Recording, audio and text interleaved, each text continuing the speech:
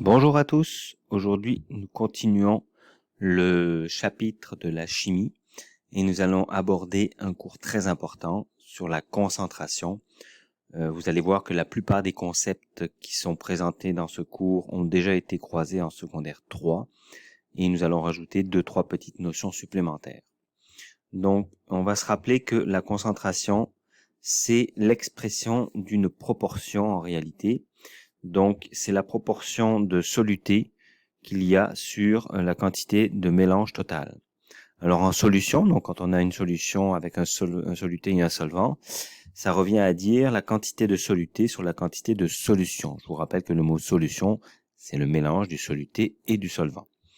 Alors, dit encore d'une autre manière, si on regarde le schéma ici, l'expression de la concentration, ce serait l'expression de la quantité de petits points rouges qu'on voit ici par rapport au volume total de la solution. Donc, c'est les points rouges plus le solvant en bleu. Donc, autrement dit, c'est une représentation de la proportion des petits grains rouges sur le volume total. On va se rappeler que si on ajoute du soluté, eh bien, on fait augmenter la concentration. Donc, la concentration est représentée par la lettre C majuscule. La quantité de soluté ici est exprimée en masse, donc en grammes avec la lettre M minuscule pour masse. Et le volume exprimé en litres avec la lettre V majuscule. Donc, si jamais on a une augmentation de soluté, on augmente la concentration. Donc, toujours avec le même volume total. Ici, on voit bien que la concentration est plus grande. Par contre, si on garde la même quantité de soluté mais qu'on ajoute du solvant, alors on va se retrouver avec une concentration plus faible. Évidemment, le volume total augmente, mais la masse totale de soluté n'a pas augmenté.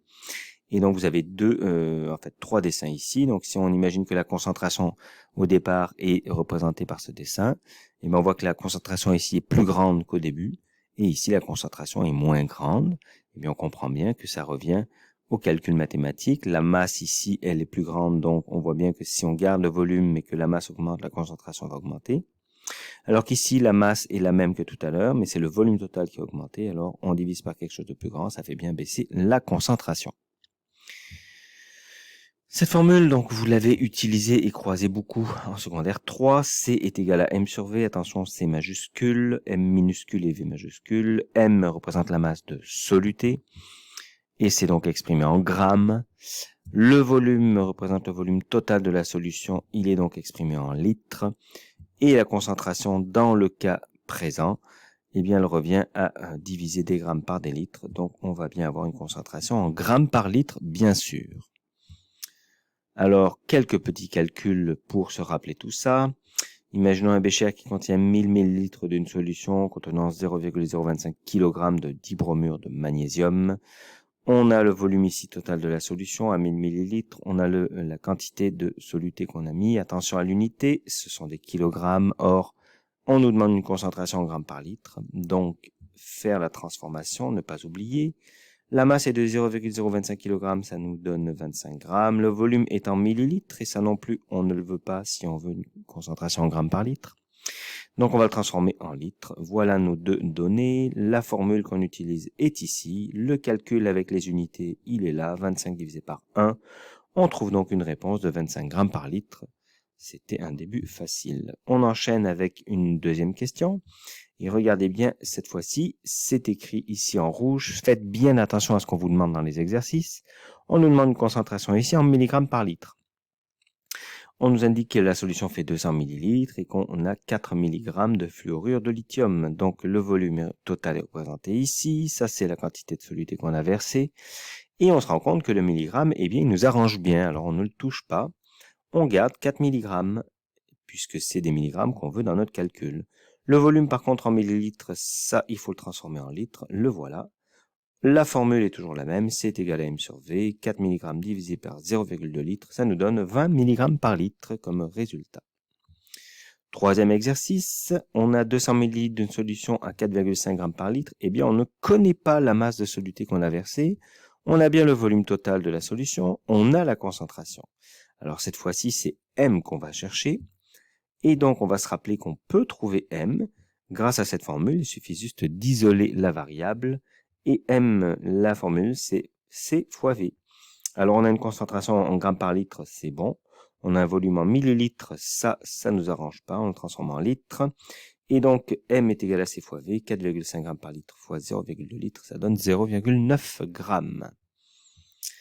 Et oui, si jamais vous n'arrivez pas à isoler les variables, vous pouvez vous rappeler de ce petit triangle magique qui vous permet de retrouver chacune des variables isolées. M, c'est le C fois V, ils sont sur la même ligne, on les multiplie. V majuscule, si c'est lui que vous cherchez, c'est M divisé, imaginez qu'il y a une barre de divisé ici, par C. Et la formule C est égale à M divisé par V. Donc là, vous avez les trois possibilités. On termine pour l'instant avec ce quatrième exercice dans lequel on va nous demander le volume cette fois-ci. Eh bien, on nous donne 0,8 g de soluté et une concentration de 2 g par litre. Quel volume de solution peut-on fabriquer? On connaît la masse, on connaît la concentration. On va utiliser notre petit triangle si jamais on ne sait plus comment isoler V. V est égal à M divisé par C. On le voit ici apparaître. Donc, la concentration est de 2 g par litre, la masse de 0,8 g. Ce sont des bonnes unités, on est content. On fait notre calcul, M divisé par C. 0,8 g divisé par 2 litres, ça donne 0,4 litres.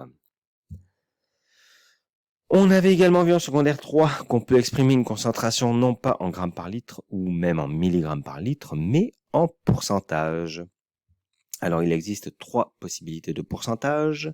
Il faut comprendre qu'un pourcentage, en fait, eh bien, ça nécessite déjà de bien comprendre ce dont on parle. Donc, pour représenter un pourcentage, on va devoir représenter, vous voyez ici le symbole pourcent, là, il y a une barre, il y a une valeur en haut, une valeur en bas, donc ça représente ce qu'il faut qu'on trouve. Il faut en fait une proportion sous la forme d'une division avec des unités. Si jamais on nous demande un pourcentage en masse, ce sera des grammes. Et si jamais on nous demande un volume, ce seront des millilitres. Attention, grammes et millilitres sont les unités qu'on va devoir utiliser pour les pourcentages. Ensuite, une fois qu'on a bien identifié quelles sont les unités dont on a besoin, des grammes ou des millilitres, eh bien on écrit donc une fraction.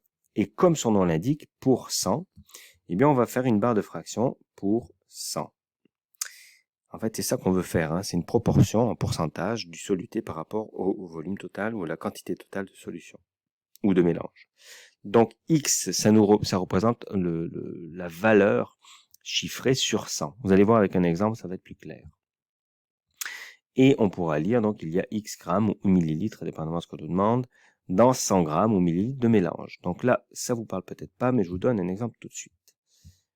Si on nous dit qu'il y a 4% masse sur masse de médicaments là-dedans, ça veut dire qu'il y a 4, donc je lis ce qui est marqué ici, grammes, donc on est en masse, la masse m'impose que je parle en grammes, dès qu'il y a un M, ça veut dire grammes, donc il y a 4 grammes de médicaments, imaginons d'ibuprofène, dans 100 grammes de médicaments.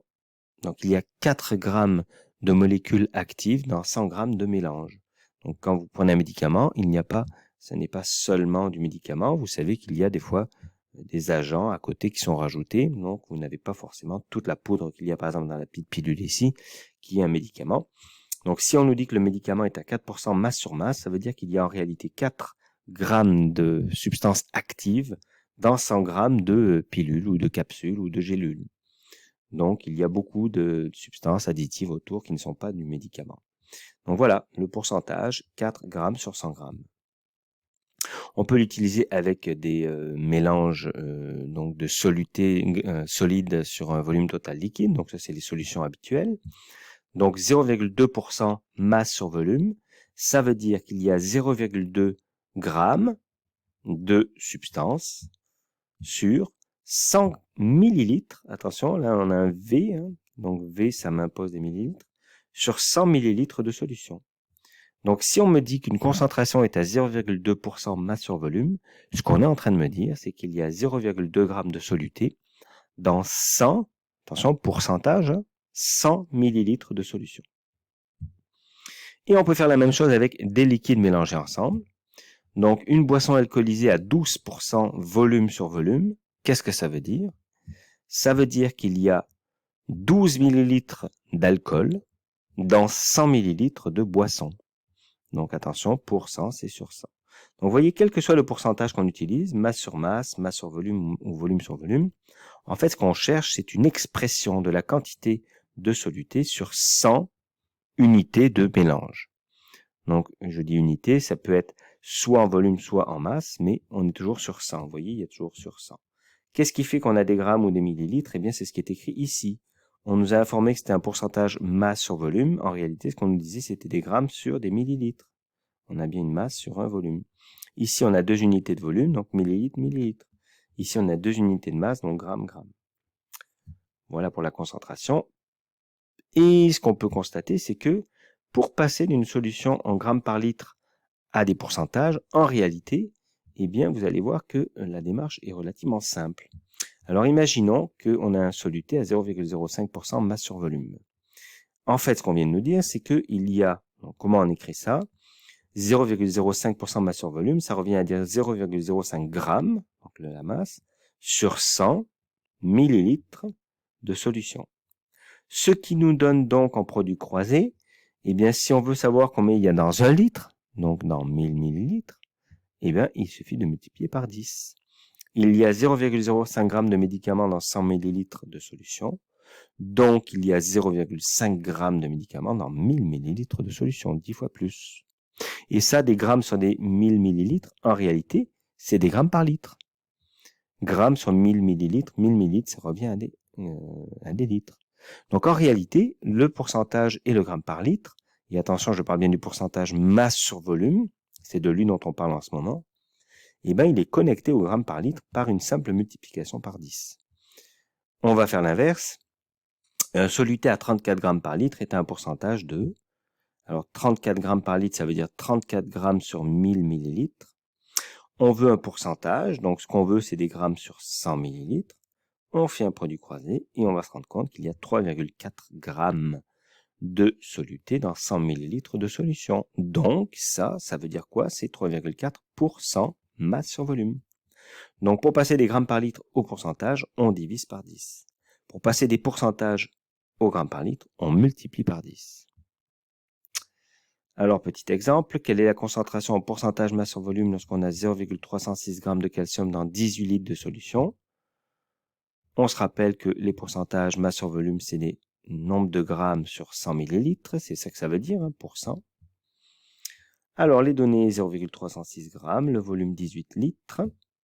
On va chercher la concentration en grammes par litre avec notre petite formule habituelle, C est égal à M sur V, 0,306 g sur 18 litres, ce qui nous donne 0,017 g par litre. Ça, c'est ce qu'on faisait jusqu'à maintenant. Donc les données, le calcul avec la formule et la réponse.